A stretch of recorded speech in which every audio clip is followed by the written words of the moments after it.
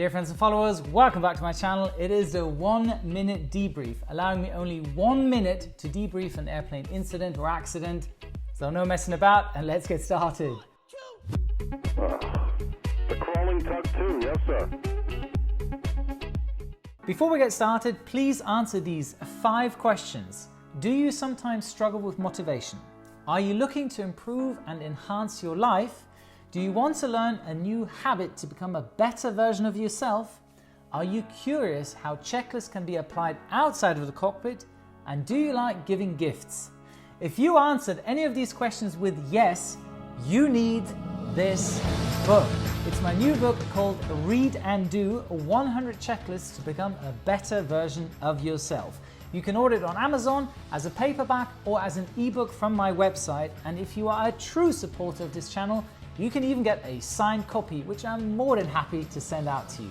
The link is in the description box below. Let's get started. Okay, nice little Kalita 747-400 landing. Oh, a lot of reverse. Oh, ooh. What happened there? Okay. I'm sure you spotted that as well. On engine number 3, just after the plane had touched down, the pilots apply full reverse thrust. It is a sort of contaminated wet runway, and you can see that there's a bit of an explosion or flames coming out engine number 3. So you see a lot of water that is being sort of blown forwards as they applied reverse thrust, and a lot of that water is being sucked into the engine. Now, I think that the engine then just sort of had like a hiccup, you could say that, which is a compressor stall, which sort of calls for a bit of a backfire and putting out these flames. If there aren't any indications on the engine page, then I think the pilots then just more or less do their turnaround and then just get flying again. Otherwise, maintenance would have had to inspect the engines, but I think in this case, everything was fine. What? No! You gotta be kidding me! What? Okay, good. Yes, that I think is a armadillo. And it's quite obvious that this is a crop dusting plane. You can see a spray applicator at the trailing edge. And I guess in these areas where these planes are sort of working, there are, wildlife animals. And I don't know how this armadillo actually got up there, but this is absolutely hilarious. Nice. Okay, what do we have here?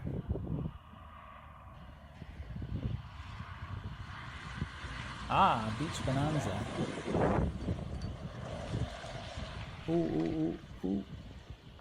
Hey! Oh no. Okay, let's look at this video in a little bit more detail. I think I spotted something. Look at the nose wheel when it touches down. It seems like that the nose wheel is not in its locked position, because you can see, if you zoom in a little bit, that the nose wheel is sort of getting kicked back just as upon touchdown, meaning the pilot must have known, I hope he knew, because he would then not get the 3 green indication if it's not in its locked position. And then he has sort of anticipated to keep the nose in the air upon touchdown to lower the weight on the nose wheel. But I mean, as this is a bonanza with the V-tail, yes, the elevator is not that effective as it would be on a normal aircraft. And then for some reason, I don't know why he's applying immediate brakes. He should have actually let it roll out a little bit. I mean, okay, it depends on the length of this runway. Yeah, and then when it fully collapses, probably the propeller caught into the ground and then it just sort of flipped over. Southern Air. What? Okay. All right. Okay, good. That is an old 747 by Southern Air, probably at a scrapyard, just judging by what you see surrounding it. Yes, this can actually happen. This plane is super lightweight. I mean, you can see that the engines are already dismounted. There's no fuel in the tanks. There's obviously no cargo inside of it. So the plane itself is incredibly lightweight. And if there are strong winds, yes, the wings will somehow generate a little bit, or not lift, but it will just then lift up the nose. I mean, there's so much surface to literally just to push up the plane. And yeah, they actually have to tie it down, and it seems like they didn't do that. So always tie down your plane, even if it's at a scrapyard. Okay, we're in a glider plane coming in for landing, extending his speed brakes. Oh, look at the speed. Ooh, ooh. Ooh, boy. Yeah. Okay. Yes, there is an obvious mistake that has happened here. Let's look at the video one more time. You see the plane is coming in for landing, and you can see here that with his left hand, he's pulling back this lever. That lever is actually the speed brakes that come out on the upper surface of the wing to slow down the aircraft. I mean, gliders don't have flaps, so they kind of need to reduce the speed somehow. But look at the airspeed indicator. I mean, it's looking fine right now, but now we're already in the amber band. And then suddenly the speed rapidly drops, meaning he's actually stalling in that moment. And now look at what the plane does. You see that it's slightly tilting to the left. So the left-hand side of the wing has already stalled, and the plane is, losing rapid altitude now and speed, and more or less falling out of the sky. This pilot is very lucky to have been at such low altitude and stalling his plane in literally the last second just before landing. If that would have happened, let's say at 100 feet, that could have caused a severe crash, maybe even a fatal crash, if the plane then stalled and went and then would have gone nose down straight into the ground.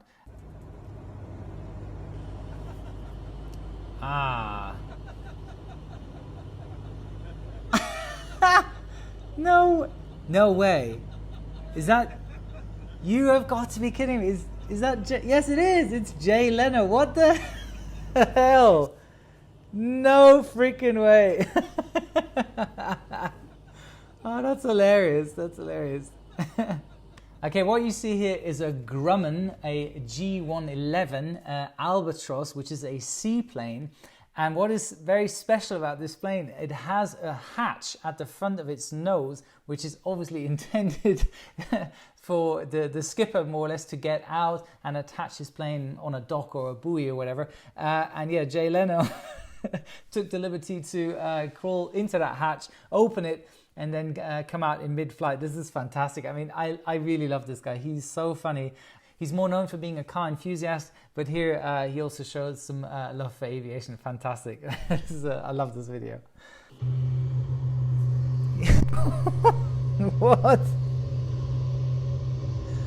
Yeah, buddy. Look at that. Yee. Nice. Okay, in this video, do you have to now push or pull to get out of it? Fantastic. All right, good. What I like about this video is actually the artificial horizon. I mean, as an airline pilot, you would never, or hopefully never, see it this way around. Obviously, you always want the blue side up, which in this case is exactly the opposite. Okay, question is, how do you get out of it? Do you pull or do you push? Comment below. I'm looking forward to your answers. Yeah, buddy. Oh, no way. Oh, jeez.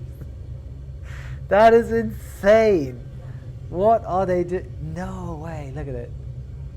Okay, there is the touchdown zone. When are we going to touch down? There we are, touchdown. Wow, fantastic. Okay, this video shows the Fat Albert, which is a Hercules C-130.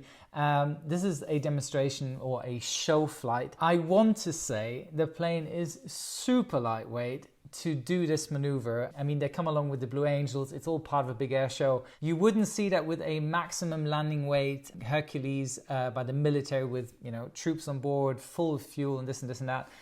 you see those maneuvers, but I do not think they'll be as steep as this. They already write down here it's a 24-degree nose down approach. It's doable, but the point is when you come over the runway, you're going to have to bleed off all that speed, and that's where it gets really, really difficult. The heavier you are, the more difficult it becomes, and I'm guessing that they were super, super lightweight for this approach. Nevertheless, a fantastic video. It looks really, really cool. All right, a beautiful, super powerful, probably aerobatic plane. Nice. No, no, no. Oh my God. What happened there? I mean, it looked so good. I mean, it looked good on speed. I didn't stall for sure. Okay, let's look at it in slow-mo and closer.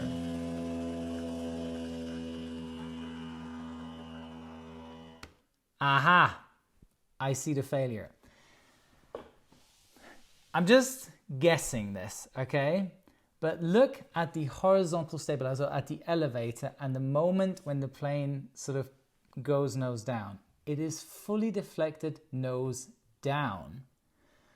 Now, either the pilot didn't perform a flight control check just before takeoff, meaning maybe his servos were somewhat like, you know, falsely connected, that the input went in the wrong direction. Why would he go nose down? He probably wanted to go up really nice and steep and do this kind of movement, and it went in the complete opposite direction. So for me, he either connected his servos the wrong way round, or he had, I don't know, his remote control got some interference or whatever, and caused for a wrong input into his plane. Incredible. I mean, and then you can't. There's no way you can recover from that. To make that switch that you flight controls are the wrong way around, it's impossible. It wouldn't work. Yeah. Yeah. I'm out of here. What the hell? No way. Oh my God. I just love these RC plane videos. They're just so hilarious. Okay, I'm guessing the pilot, the remote control pilot, did not attach his lid properly on his plane. And then his pilot in the plane got out of his seat. I'm sorry, this is hilarious. And then obviously it catches some air and it is just, I am out of here. This is so funny. I'm sorry, this is so funny. Okay, this just yet again shows you have to perform your outside checks properly. You have to perform your flight control checks, as we just saw in the other video. Yes, before you take off, make sure everything is secured and everything is working properly. Okay guys, I hope you enjoyed this video. I mean, I love doing these little 1-minute debriefs. They're a lot of fun. I think you can learn a lot from them as well. As I mentioned at the beginning, get this book. You really want to read this book. We're happy to ship it over to you. You can also get it on Amazon or as an ebook version. And that's it for today. Here's your checklist. Subscribe to my channel. Check. Activate the notification bell. Check. Follow my Instagram account. Check. Perform a touch and go at my website where you can get this a beautiful book. Check. And don't forget, a good pilot is always learning. Wishing you all the best. Your Captain Joe.